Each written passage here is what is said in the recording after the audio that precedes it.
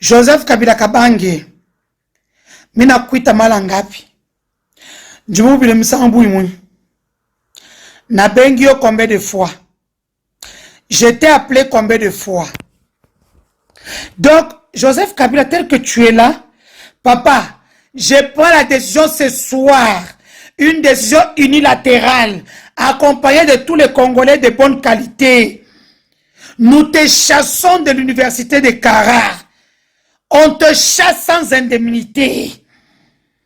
Et puis, soko boy kokende. Tokangi so tokangi comment on appelle ça? Tokangi ba kraka. Topengani yo. Mais tu es quel père, Joseph Kabila? Ba kote li banana yo, mwasi na yo. Aujourd'hui, comment on appelle ça? On a brûlé le siège du PPRD. Avant de brûler, on a nous. Dans tout ça, tes enfants, tes proches sont en exil.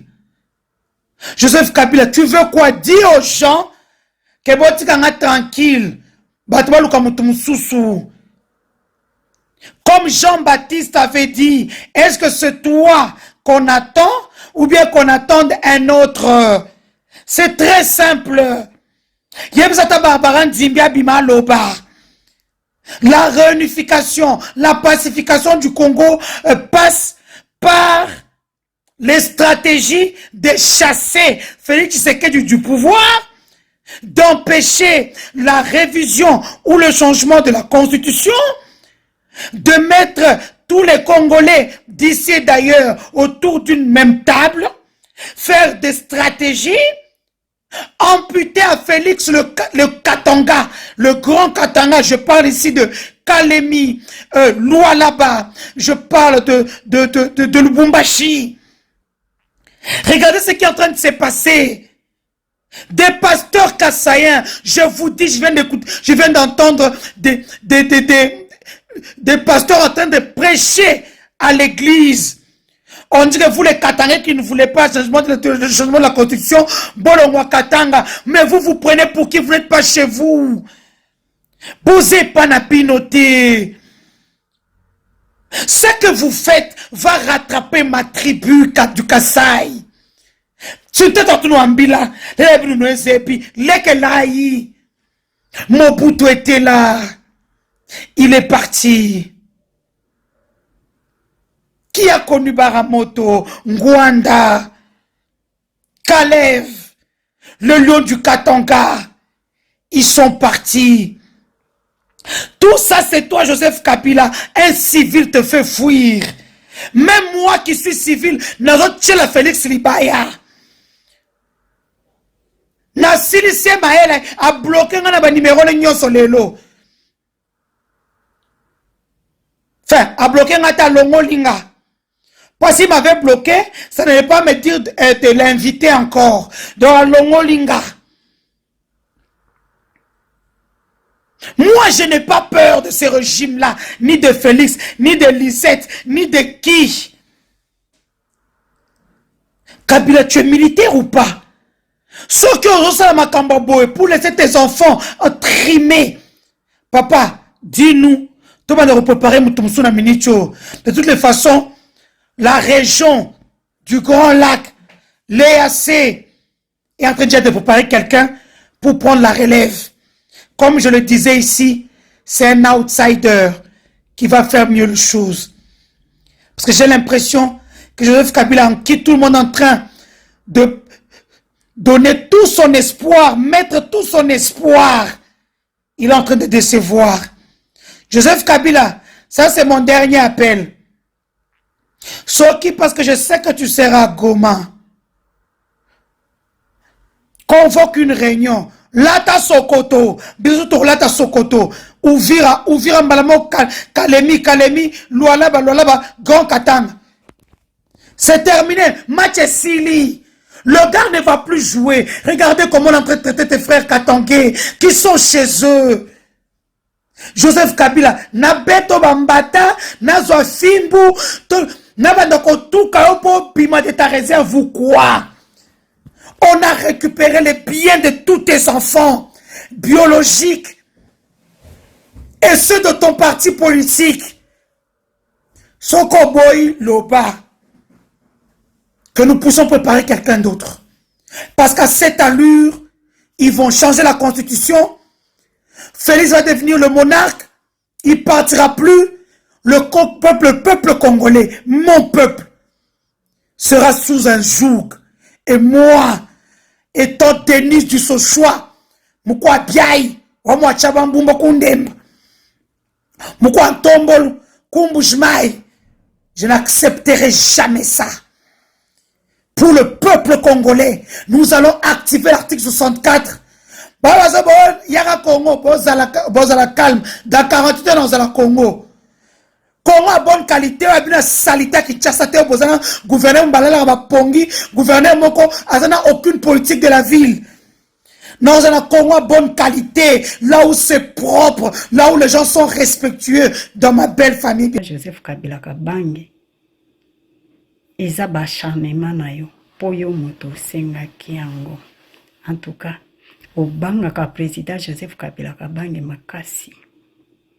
Et je suis très sûr ozanga kapongi aussi longtemps que président Joseph Kabila Kabange a existé pona yo ozana insécurité. Et oyebaki ba sanction wana ezana effecté pour président Joseph Kabila Kabange azalaka na juicerté. Et ce que otali na 18 ans ya règne na ye na lelo azana pouvoir te. Tokoki ko compter combien de fois akenda na États-Unis et atikala ko investir na États-Unis te et azalaka na compte bancaire na États-Unis. Alors, pour nga, ozo sala na yo musala ya mpunda po eko changer eloko te sur terrain. Ba sanction oyo eza po président Joseph Kabila Kabange aza nationaliste et ba impérialiste balingaka ba nationaliste te. Po musala ya ba nationaliste ezalaka ava signé ava sala eloko nyonso akanisaka nanu intérêt ya mboka na ye na peuple na ye nde eloko ya liboso. Mais président Félix aye kozongisa biso na boumbu na esclavagisme ya mindele na ba impérialiste. Et pona yo aza wana pona ko servir ba impérialiste ba mindeli kosalela bango misala akozala muundu na bango oyo bakoloba nde akosala et akotikalaka jamais kozala na makasi akoloba non et bango pe bako garantir ye atikala na pouvoir. Preuve ke akendaki kozwa ba prisonnier o bazalaki na États-Unis oyo Amérique et boakaki ba criminel et atikalaki jamais kokanisa ba conséquences oyo ekoya na mboka na ye na peuple na ye akanisaki yango te. Ye eloko azotala nde intérêt na ye akotika la place azali. Donc oyo ekoyela bino etali ete aussi longtemps ki azozwa mbongo azokende na tapis rouge bino bokufa te etali ete. C'est ça la différence entre président Joseph Kabila Kabange na président Félix. Deuxième, code minier. Code minier wana nde ebomaki Laurent Désiré Kabila. Et tant que président Joseph Kabila Kabange aye na pouvoir, ayebaki ke babomaki papa nae pona code minier wana. Na âge à 29 ans, abanga kite ke bakoki koboma ye. Ayebaki ke eza risque. Mais pona bolingwa mboka nae, quand même, asinyaki ya lobi soki na kokufa na kufa. Mais na sala oye kozala bien pona mboka nanga na peuple na ngai. Asinyaki ko changer code minier wana. Et code minier wana ne yango esalaka lelo misolo ekota na mboka na biso oyo président Joseph Kabila Kabange a bénéficié na yango te. Moto a bénéficié na yango eza président Félix oyo esali ke lelo na seta akomi milliardaire na ba famille na ye bakomi milliardaire na seta ya pamba. Na seta ya pamba. Bosani teke eza na mutu moko boye oyo a sacrifié kibo jeunesse na ye. Atia vie na ye a danger. Po a changé code minier wana. Po mboka ekotaka. Po mbongo ekotaka na mboka. Président Félix. Yeba ke ata bosali ba manipulation na bino. Na balukuta. Na ba acharnement.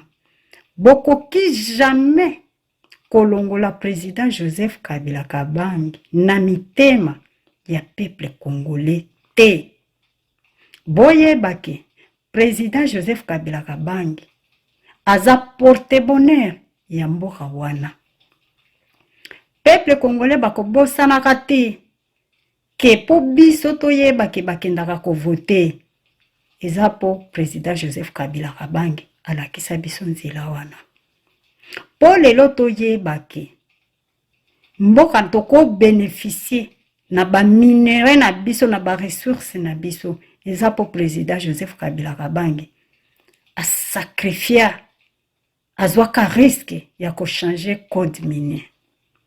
Po lelo toyeba ke président akoki kobima e mususu azongi sans makila ba Congolais etanga. Eza président Joseph Kabila Kabange. Toko bosanaka te cérémonie wana tomona kindenge azaki kolakisa yo apesi yo ozwi na constitution osweya. Eza po président Joseph Kabila Kabange asala biloko wana. Incroyable mais vrai. Alors biso toko bosanaka te bolamu o président Joseph Kabila Kabange asala na ba sacrifice oyo se sacrifier pona mboka wana. Ata bosali ndenge nini bokolongolaka wana na mutu ya bakongole te. Alors président Félix bosala babiloko na bino oyo ba acrobatie oyo bozo sala eko changer eloko te sur terrain. Eko pesa yo ningisa te ya ko changer constitution po biso tokondimela yo te. Tokondima te na 2028 otikala ta une seconde tokopesa yo yango te. Wana penza bozo kosama. Tokopesa bino chance wana te. Bosala nyonso bozo sala biso tozomotala bino. Mais boyeba ke musala na biso eza ko protéger président Joseph Kabila Kabange eloko ekokomela ye te e pona biso aza porte-bonheur ya mboka wana. Oyo atikela yo République démocratique du Congo mobima. Melelo na seta okomisi yango République bananière. E komi biteni. Oyo atikela yo mboka mobimba. Oyo tozalaka na unité nationale. Mais yo lelo okomisi yango mboka ya ba tribaliste. Mboka batu nyonso bakomi oinana. Oyo atikela kiyo mboka ya honneur, ya lokumu. Biloko nyonso ekufi. Toko bosanaka président Joseph Kabila Kabange te. Bosala nyonso bolingi kosala. Biso kaka na ye.